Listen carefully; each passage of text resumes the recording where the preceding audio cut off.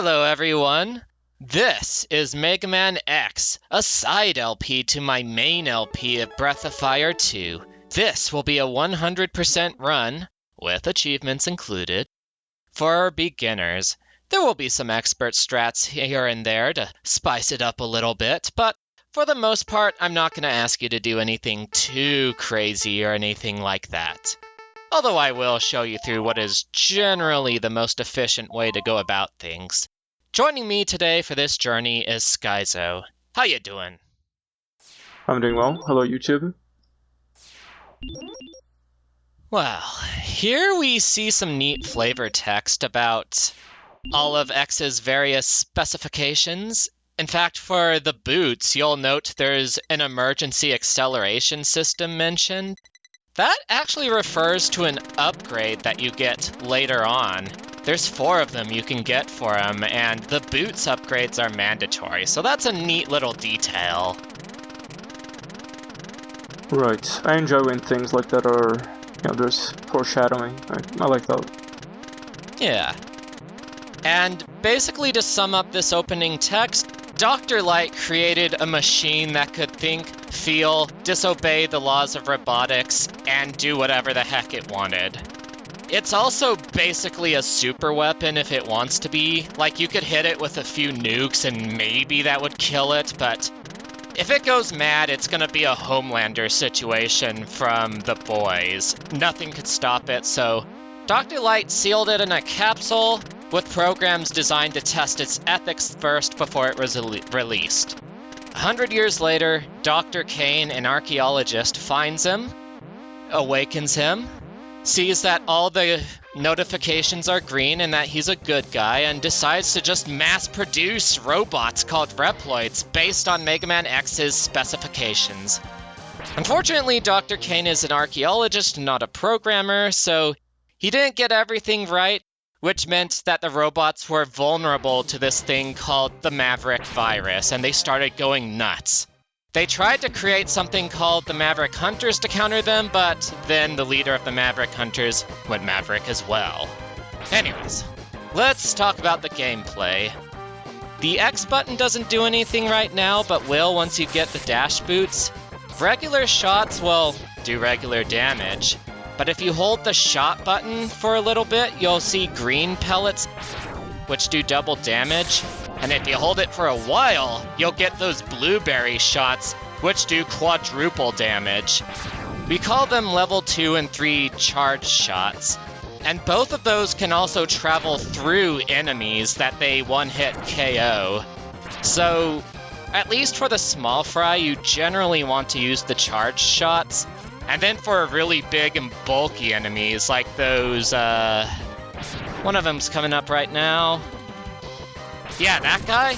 You want to use a lot of smaller shots to kill him really quickly, because the charge shots take time to build up.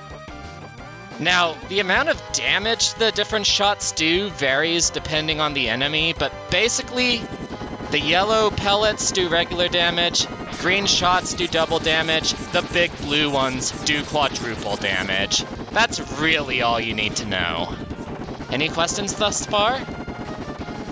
Well, I only have one question, and that's not necessarily to do with the mechanics, but, I noticed at the display when you hit an enemy, there is a flash of a large number before it's updated, and I wonder what's up with that. Those are called invincibility frames.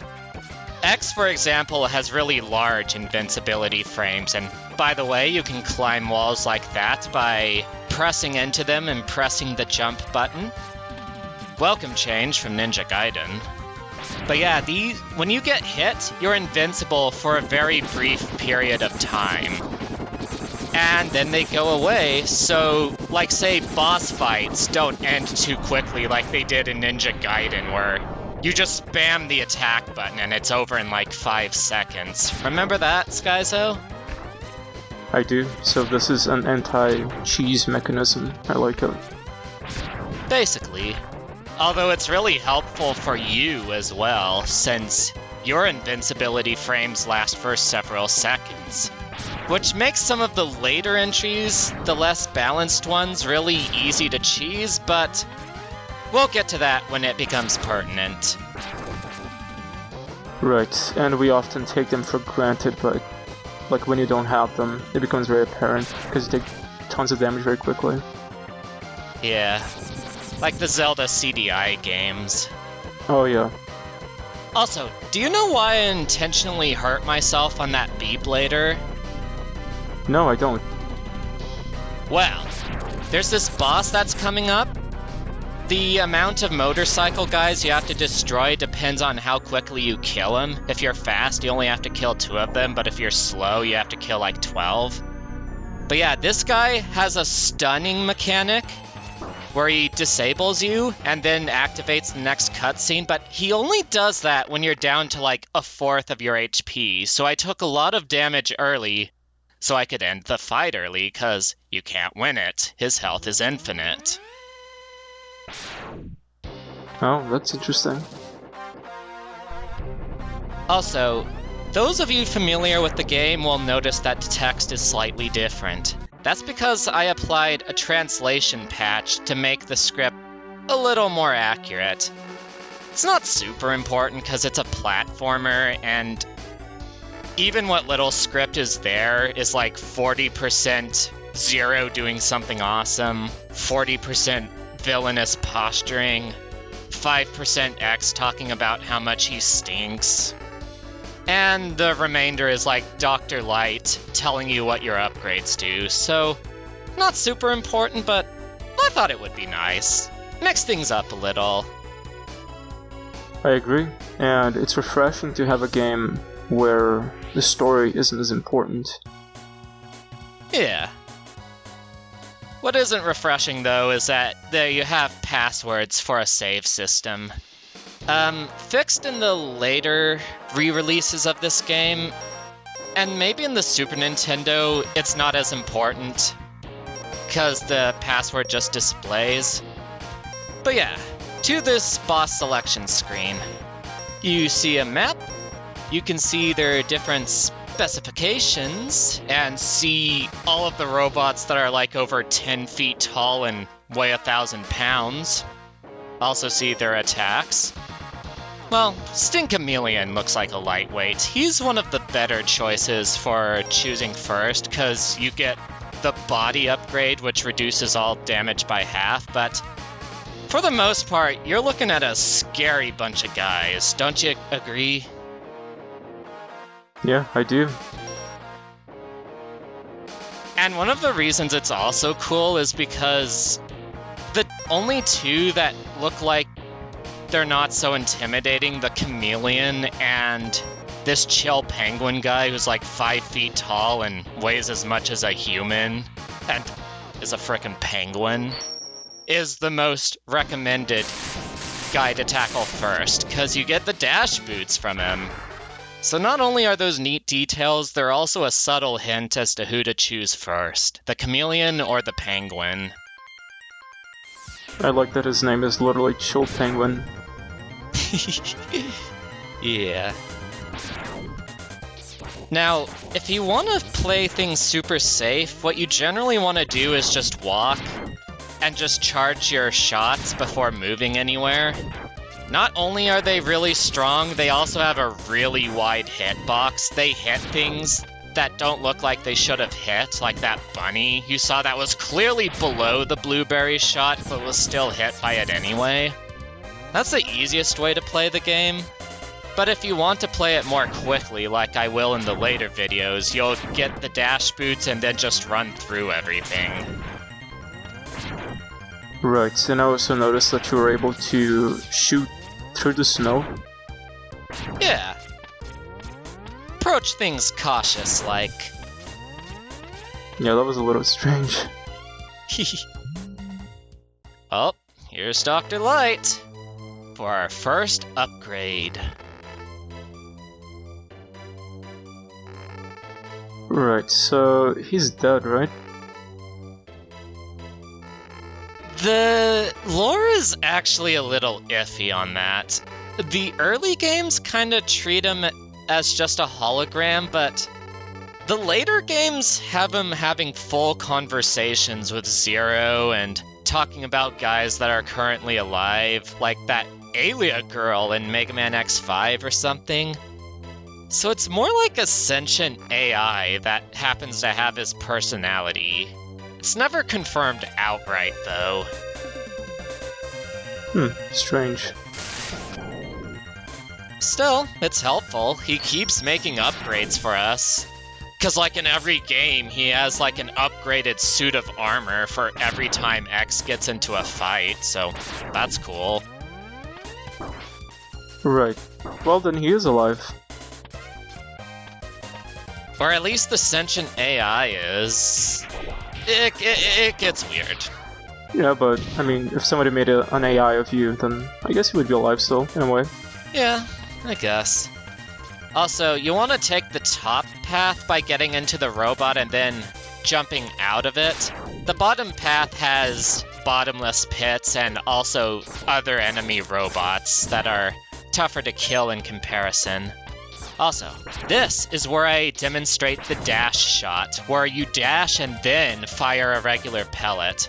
Because it took 4 regular shots for me to kill these, and 2 green shots. But you saw it only take 2 dash shots to kill them, right?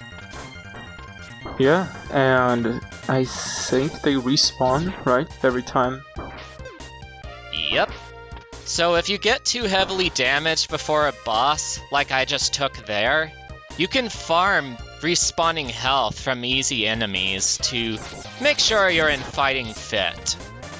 It's kind of an easy game, so it's not generally necessary, but if you're just starting out at the game, it's something to keep in mind. Yeah, well, it's nice of the developers to let you do that. Indeed. Unfortunately, the later games kinda took it out. I think starting from like X4, they stopped doing that, or do it very infrequently. But for the first 3 SNES games, they are really kind about respawning health. Right. Alright, Skaizo, you ready for Chill Penguin? Alright, let's see. Alright, so this guy is super easy. If you want to, like, dodge every single one of his attacks without effort, you basically just climb the wall for the entire fight, and the only way he can even hope to hit you is if he jumps all the way up, and even then, he suffers knockback. So just charge a bunch of full power shots, and you'll get him super easy. Man, I wonder if, like... Let's just imagine that you picked the most difficult boss, then this game would be a lot different for you. Indeed. Also, you'll notice that he's only taking 3 units of damage from full shots instead of 4 like the other enemies. Yeah. Well, first of all, I'm showing a more aggressive strat here for those who are more confident. But yeah, bosses are the exception to the regular double and quadruple rule. Most bosses only take 2 damage from a fully charged shot, and only 1 from the regular and level 2 shots. Penguin's a little different in that he takes 3 damage from a full shot and 2 from a green shot, but for the most part, bosses have invincibility frames and they take less damage overall, which is how you can have these protracted fights, so keep that in mind. Right. Well, that was pretty easy. It made it look easy anyway. I still wanted to show the easy strat, because, like, I took this for granted as one of the easiest platformers out there once, but then I tried to introduce a friend, and she couldn't get anywhere in this game, so you always want to keep that in mind when making walkthroughs. In any case, that was the first episode of Mega Man X. After Chill Penguin is when the route gets a little more dynamic, and you start being able to make more decisions. But, for now, this has been Fiona de Questers signing out. Have a nice day, everyone, and God bless you. Alright, I'll catch you later, YouTube. Bye!